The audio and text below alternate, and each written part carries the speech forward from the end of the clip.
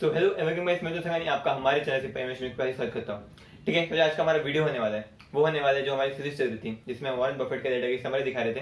सो उसी का 1979 के लेटर का पार्ट 4 होने वाला है। ठीक है, और बाकी के जितने पार्ट है यानी जो बाकी के 3 पार्ट है वो हम पहले ही बना चुके हैं। ठीक है, तो ये पूरे प्लेलिस्ट के लिंक हम ऊपर आई बटन में दे रहे हैं, आप एक करके सब वीडियो देख लेना अगर आपने इस प्लेलिस्ट की कोई भी वीडियो देखनी है। और मीन्स ये प्लेलिस्ट है वो आपको बहुत ज्यादा पसंद आने वाली है, खासकर लॉन्ग टर्म इन्वेस्टर को। ठीक है, तो प्लीज फिर प्लेलिस्ट देख लेना। ठीक है, तो चालू करते हैं हमारा वीडियो बिना किसी टाइम पास के।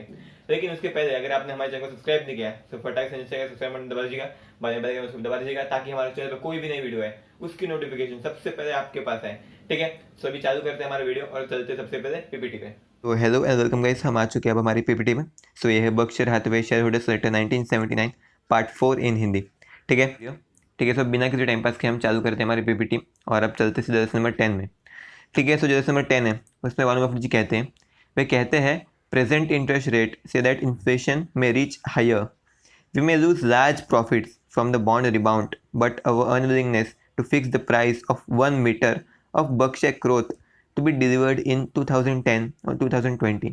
2020 इसलिए बोल रहे हैं क्योंकि लेटर है वो 1980 में लिखा गया था और तब से अगर हम 30 से 40 साल कंपेयर करेंगे तो 2020 या 2010 तक आते हैं। ठीक है, सो आगे कहते हैं in 2010 और 2020 makes us equally unwilling to buy bonds which set the price for our money for the next 20 to 30 years।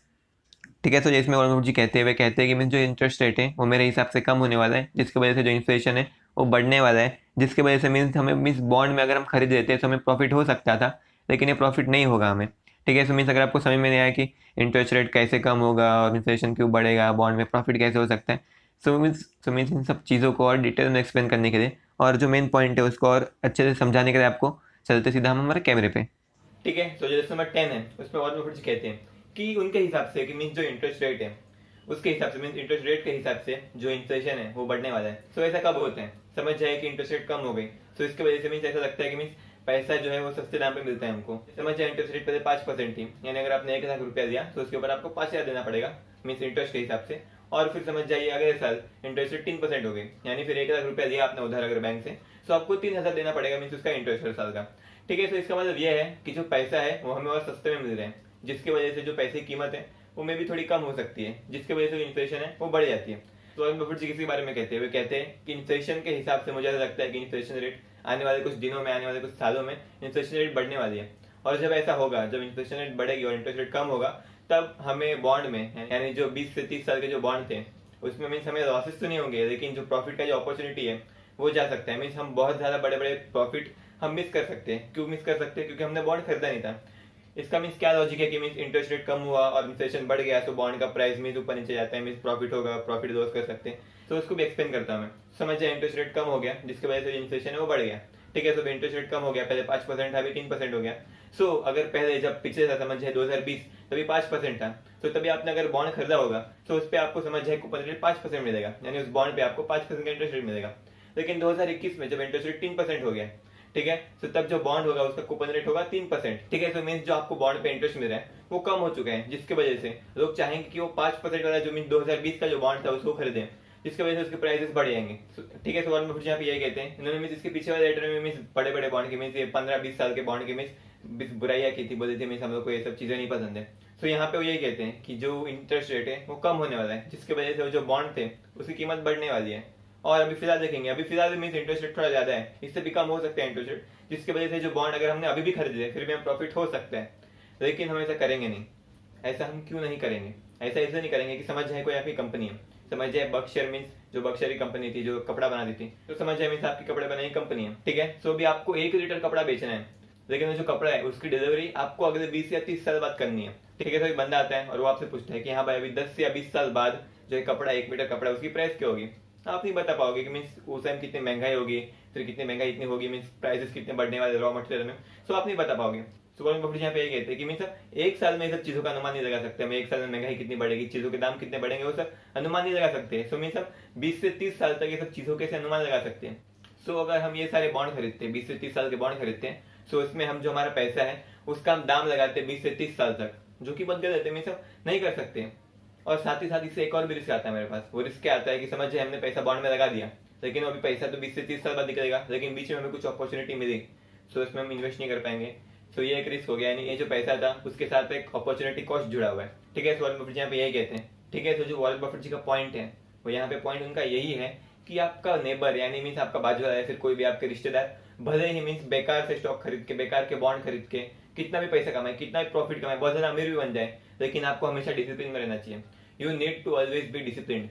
आपको जो चीज अच्छी लगती है उसी में इन्वेस्ट करना है। आपको ऐसा लगता है कि हाँ भाई ये फिलहाल नहीं समझ है, 1-2 महीने में प्रॉफिट दे सकती है, लेकिन उसके बाद लॉन्ग टर्म में प्रॉफिट नहीं देगी, तो आपको इसमें इन्वेस्ट नहीं करना चाहिए। ठीक है, सो इसलिए मीन्स जो लोग रहते हैं वो देखा देखी में इन्वेस्ट करते हैं कि हाँ भाई जो मेरा बाजू वाला है उसने वोडाफोन आइडिया के स्टॉक में इन्वेस्ट करके मीन्स 3 रुपए पे खरीदा था, अभी 8 रुपया चल रहा है, 10 रुपया चल रहा है, उसका पैसा 3 गुना हो गया, 4 गुना हो गया, सो अभी मुझे भी उसका स्टॉक खरीदना पड़ेगा, मुझे भी पैसा कमाने में, मैं भी ऐसा करूंगा वैसा करूंगा। लेकिन मीन्स आपको पता है कि वोडाफोन आइडिया बेकार कंपनी है, मीन्स उसका स्टॉक खरीदना नहीं चाहिए। जो हमारे जो पूरी सीरीज है उसमें हम यही कहते हैं कि वोडाफोन आइडिया बहुत बेकार कंपनी है। उसमें हर एक वीडियो में हम जो पॉइंट बताते हैं, जो लेसन बताते हैं, उससे यही चीज सपोर्ट होती है कि हाँ भाई वोडाफोन आइडिया बेकार कंपनी है, उसमें आपको इन्वेस्ट नहीं करना चाहिए। ठीक है, तो ये कोई भी मेरी इन्वेस्टमेंट एडवाइस नहीं है, आप इसको इन्वेस्टमेंट एडवाइस की तरह मत लीजिएगा, ये मैं सिर्फ रिसर्च करके बता रहा हूँ आपको। ठीक है, तो मीन्स आपको पता है कि बेकार है, वोडाफोन आइडिया बेकार है, आपको खरीदना नहीं चाहिए, लेकिन फिर भी आप देखा देखी में खरीदोगे, तो उसको प्रॉफिट हुआ, मुझे प्रॉफिट चाहिए, मुझे भी चाहिए, तो मैं भी खरीदूंगा।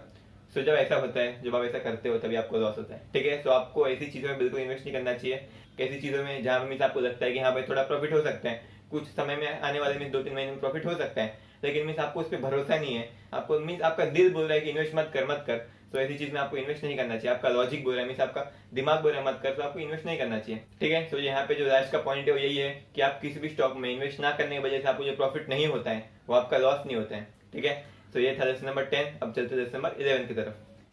ठीक है, सो ये पीपीटी आपको समझ में आया होगा और इसमें आगे भी वॉरेन बफेट जी कंटिन्यू करते हैं। So the point is that you should be disciplined no matter how much profit your neighbour has made buying junk stocks because the profit that you don't make is not your loss. So यहाँ पे जो point है वो यही है कि means आपको हमेशा डिसिप्लिन रहना चाहिए, आपको अपना डिसिप्लिन कभी भी खोना नहीं चाहिए, आपको उसी चीज़ में इन्वेस्ट करना चाहिए जहाँ पे आपको पूरा भरोसा है कि हाँ भाई ये चीज़ अच्छी है। आपको मीन्स अपने बाजू वाले को देख के मीन्स कोई भी चीज़ नहीं करनी चाहिए, कोई भी स्टॉक नहीं खरीदना चाहिए मीन्स। और यहाँ पे लास्ट में कहते हैं, वे कहते हैं कि मीन्स आप कोई भी चीज़ में अगर ना खरीद के उसको प्रॉफिट नहीं कमा पाते सो आपका नुकसान भी नहीं होता। ठीक है, सो मैं आशा करता हूँ आपको लेसन नंबर 10 समझ में आया होगा। अब चलते हैं लेसन नंबर 11 की तरफ। वे कहते हैं a restaurant could seek a given clientele, patrons of fast food, elegant dining, oriental food etcetera and eventually obtain an operating group of devotees.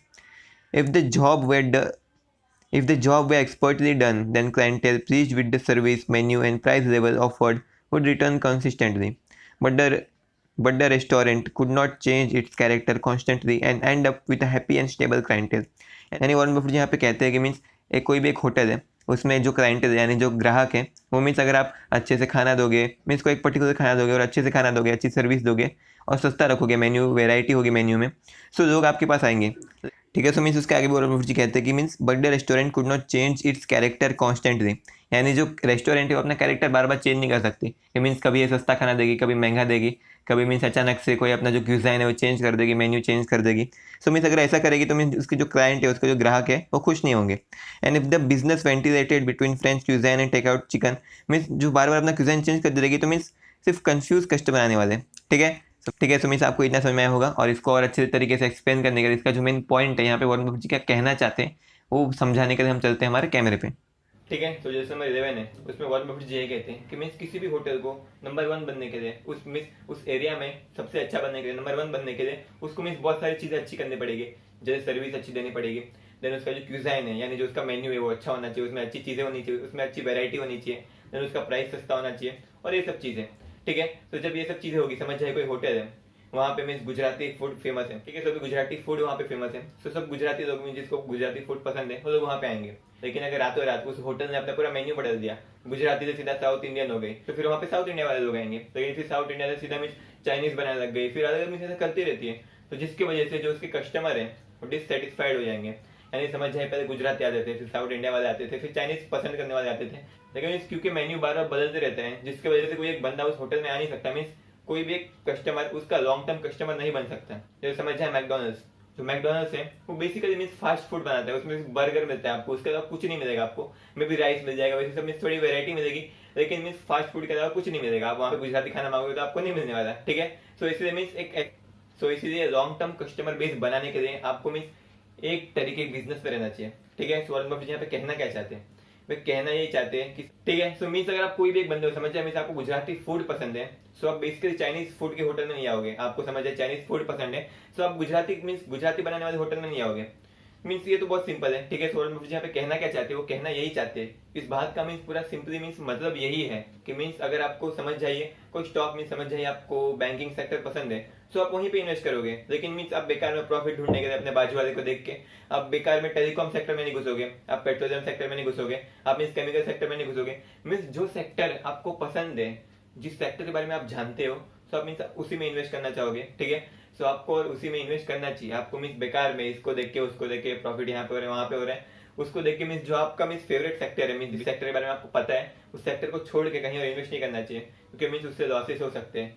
Losses कैसे होते हैं समझ है, मीन्स आप कोई भी कंपनी में इन्वेस्ट करते हो और आपको मीन्स उस चीज का मीन्स बेसिकली मीन्स क्या बोलते हैं, बिजनेस मॉडल नहीं पसंद, मीन्स कैसा प्रॉफिट कमाते हो सब चीजें नहीं पता है, तो मीन्स आप कैसे उसमें इन्वेस्ट कर पाओगे, आप बराबर उसकी वैल्यू कैलकुलेट नहीं कर पाओगे, आप में भी महंगा खरीद सकते हो उसको, जिसकी वजह से आपको लॉसेस हो जाए, ठीक है। सो इस बात का ये भी एक मतलब होता है। मीन्स अगर आप देखोगे तो ये जो लेसन था हमारा, उससे मीन्स आप बहुत सारे अलग अलग मतलब निकाल सकते हो, ठीक है। सो इसी के ऊपर जो उसका दूसरा मतलब होता है वो ये भी होता है कि आपको कभी भी एक ऐसी कंपनी में इन्वेस्ट नहीं करना चाहिए जो बार बार जो अपना रास्ता है वो बदलती रहती है। यानी समझ जाए कभी वो इस चीज पे फोकस करेगी, फिर कभी यहाँ पे फोकस हो गई, मीन्स कभी यहाँ पे फोकस की, मीन्स बहुत सारा डाइवर्सिफिकेशन कर रही है, कभी यहाँ मीन्स पैसा अलग अलग जगह पे डाल रही है, अपने जो मेन बिजनेस है उसमें पैसा नहीं डाल रही है। सो आपको ऐसी कंपनी में इन्वेस्ट नहीं करना चाहिए। और फिर उसके अगर हम एग्जांपल की बात करें, सो मीन जैसे देखेंगे हम Reliance communication. So Reliance communication उसका मेन बिजनेस क्या था, communication mean Anil Ambani group ही पूरा देखेंगे हम।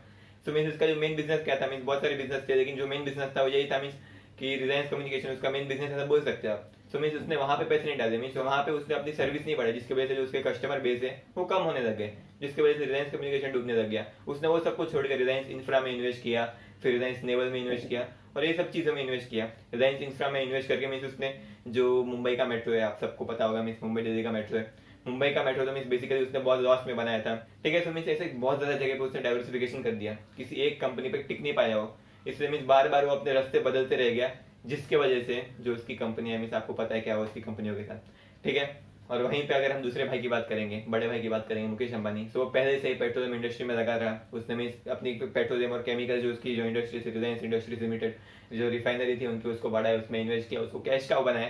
फिर मीन तो जब जाके मीन जब वो बिजनेस सैचुरेट हो गया, मीन जब उसको ऐसा लगा कि हाँ भाई ये बिजनेस अभी से ज्यादा बढ़ नहीं सकता और उससे मीन बहुत ज्यादा अच्छा कैश निकल रहा है मीन, सो फिर उस कैश से उसने दूसरी कंपनियों में इन्वेस्ट किया, ठीक है। सो मीन्स ये एक बहुत अच्छी बिजनेस स्ट्रेटेजी है, ठीक है। सौरभ मुखर्जी यहाँ पे यही कहना चाहते हैं। और इस एग्जांपल के मीन्स और भी बहुत सारी नए नए लेसन निकाल सकते हैं इससे। तो मीन्स अभी आप भी सोचिए कि मीन्स इससे आपको क्या सीखने मिलता है इस लेसन से, और जो भी सीखने मिलता है वो नीचे कमेंट सेक्शन में मुझे बता दीजिएगा, जो और लोग हैं जो इस चैनल पे इस वीडियो को देखते हैं तो उनको पता चले, थोड़ा ज्ञान मिले, ठीक है। तो ये था लेसन नंबर 11। अब चलते लेसन नंबर 12 की तरफ, ठीक है। तो मैं आशा करता हूँ आपको इतना समझ में आया होगा। और जो नेक्स्ट पीपीटी में उसमें और मुझे कहते हैं, so the point is you should always invest in a company और a sector in which you are willing to invest and not invest in a company which frequently changes its path, ठीक है। So means इससे हमें दो सीख मिलती है। एक ये है कि आपको मीन्स उसी कंपनी में इन्वेस्ट करना चाहिए, उसी सेक्टर में इन्वेस्ट करना चाहिए मीन्स जहाँ पे आप विलिंग टू इन्वेस्ट हो। यानी मीन्स हर एक बंदे का एक फेवरेट सेक्टर होता है, जैसे बैंकिंग या फिर केमिकल। सो वैसे आपको अपने फेवरेट सेक्टर में जिसमें आपको पता चलता है उसमें इन्वेस्ट करना चाहिए, और ऐसी कंपनी में इन्वेस्ट नहीं करना चाहिए जो मीन्स बार बार अपने रास्ते बदलती रहती है, ठीक है। ठीक है। सो मैं आशा करता हूँ आपको लेसन नंबर 11 समझ में आया होगा। अब चलते हैं लेसन नंबर 12 की तरफ, ठीक है। तो जो लेसन नंबर 12 है उसमें और मुखर्जी कहते हैं, वे कहते हैं कि our textile business also continues to produce some cash but at a low rate compare to capital employed. यानी जो हमारा टेक्सटाइल बिजनेस है वो भी कैश प्रोड्यूस कर रहा है, लेकिन कैपिटल एम्प्लॉयड के मुकाबले बहुत कम रेट पे। यानी जो उसका रिटर्न ऑन कैपिटल एम्प्लॉयड है यानी ROCE, जो हमने बताया था आपको एक वीडियो में, अगर आपने वो वीडियो देखी नहीं है तो प्लीज़ ऊपर आई बटन पे लिंक है, उस पर क्लिक करके आप देख सकते हो। मीन्स उस वीडियो में हमने EPS यानी अर्निंग पर शेयर, ROE यानी return on equity and ROCE यानी रिटर्न ऑन कैपिटल एम्प्लॉयड, इन तीनों का कंपैरिजन किया था और बताया था कि मीन्स इन तीनों में से सबसे ज़्यादा अच्छा कौन सा होता है, ठीक है। सो मीन्स वो वीडियो आप देख सकते हो, ठीक है। सो आगे वो कहते हैं, this is not a reflection on the managers but rather on an industry in which they operate, ठीक है। यहाँ पे वो कहते हैं कि मीन्स ये सब चीज़ें हमारे मैनेजर की वजह से नहीं हो रहा है, हमारे मैनेजर तो अच्छे हैं लेकिन ये सब चीज़ें इंडस्ट्री की वजह से हो रहा है। अगर आपको इस पॉइंट को और अच्छे से समझना है और डिटेल में समझना है तो प्लीज़ आगे वीडियो को कंटिन्यू करते रहना और देखते रहना इस वीडियो को, ठीक है। चलते हैं हमारे कैमरे पे, ठीक है। तो जो लेसन नंबर 12 है उसमें जो वॉरेन बफेट जी है वो एक बहुत ज्यादा खतरनाक चीज के बारे में बात करते हैं, और वो बात करते हैं मैनेजमेंट के बारे में। जो ये मैनेजमेंट होता है वो फंडामेंटल एनालिसिस का एक बहुत ज्यादा अच्छा पार्ट होता है, मीन्स इंपॉर्टेंट पार्ट होता है। जो फिलिप फिशर थे वो भी कहते थे कि मीन्स आप कोई भी मीन्स फंडामेंटल एनालिसिस करते हो तो फंडामेंटल एनालिसिस में 98% मैनेजमेंट एनालिसिस होता है, 1% बेसिकली उसकी वैल्यूएशन निकालना होता है और बाकी का 1% सब बेकार की चीजें होती है। ठीक है, तो इसलिए फंडामेंटल एनालिसिस में मैनेजमेंट एनालिसिस बहुत ज्यादा इंपॉर्टेंट है। ठीक है, तो जैसे लेसन है उसमें वॉरेन बफेट जी अपने टेक्सटाइल बिजनेस की बात करते हैं। वो कहते हैं कि मीन्स जो हमारा टेक्सटाइल बिजनेस है वो अच्छा कैश फ्लो नहीं जनरेट कर पा रहे हैं। वो जो हमारी इन्वेस्टमेंट की है हमने उस बिजनेस में उसके मीन्स उसके मुकाबले वो अच्छी रिटर्न जनरेट नहीं कर पा रहे हैं। उससे अच्छा रिटर्न तो अगर हम कहीं और उस पैसे को इन्वेस्ट कर दें तो वहां से मिल सकते हैं। सो मीन्स उस बिजनेस में जो रिटर्न है वो सेटिस्फैक्टरी नहीं है, इतना ज़्यादा अच्छा रिटर्न हमें मिल नहीं रहा है। इसकी वजह मीन्स अगर आप सोचोगे तो इसकी वजह आप बोलोगे उसका मैनेजमेंट अच्छा नहीं है, लेकिन ऐसा नहीं होता। लेकिन कई बार ऐसा होता है कि हम कोई भी कंपनी इन्वेस्ट करते हैं और उसमें हमें रिटर्न अच्छे नहीं मिलते हैं। ऐसा इसलिए होता है कि मीन्स उसका जो इंडस्ट्री है, जो बिजनेस है, वो उस इंडस्ट्री में जो इंडस्ट्री इतनी अच्छी नहीं है, जहाँ पे मीन्स इतना ज़्यादा प्रॉफिट नहीं हो सकता है, जहाँ पे बहुत ज़्यादा कॉम्पिटिशन है। जैसे अगर हम बात करेंगे वोडाफोन आइडिया की, जो इंडस्ट्री है बहुत ज़्यादा कॉम्पिटिटिव है, वहाँ पे प्रॉफिट होने के चांसेस बहुत कम है, जिसकी वजह से ये सब प्रॉब्लम है। ठीक है, तो वॉरेन बफेट यहाँ पे यही कहते हैं कि अगर आप कोई ऐसी कंपनी में इन्वेस्ट करो जो एक बेकार इंडस्ट्री में हो, मीन्स उसकी इंडस्ट्री मीन्स ऐसी हो जहाँ पे प्रॉफिट होने के चांसेस बहुत कम है, सो वो करके आप उस मैनेजमेंट का एनालिसिस नहीं कर सकते हो। यानी समझ जाइए मेरी कोई कंपनी है ABC और बाजू में जो कंपनी है वो है XYZ। ठीक है, तो जो मेरी कंपनी ABC उसके जो CEO है वो मेरी कंपनी में काम करने के पहले XYZ कंपनी में काम करते थे और जो XYZ कंपनी है बेकार इंडस्ट्री में थी। ठीक है, सो ये XYZ कंपनी बेकार इंडस्ट्री में थी। सो जो मैनेजमेंट मेरी कंपनी में काम करने के पहले उस कंपनी में काम करते थे XYZ कंपनी में। सो अभी अगर आपको मेरी कंपनी के शेयर खरीदने होंगे और अगर आप फंडामेंटल एनालिसिस करोगे मेरी कंपनी के, सो आप सबसे पहले मैनेजमेंट एनालिसिस करोगे और आप पाओगे जो ये मैनेजमेंट है जो इस कंपनी में मैनेज कर रही है, जो इस कंपनी को मैनेज कर रही है, वो मैनेजमेंट पहले XYZ कंपनी को मैनेज करती थी और XYZ कंपनी में भी इतना ज़्यादा अच्छा रिटर्न नहीं मिलता था उनको, उनका स्टॉक प्राइस भी इतना बड़ा नहीं, जिसकी वजह से आपको लगेगा कि मीन्स जो मैनेजमेंट है वो बेकार है। लेकिन ऐसा नहीं होता।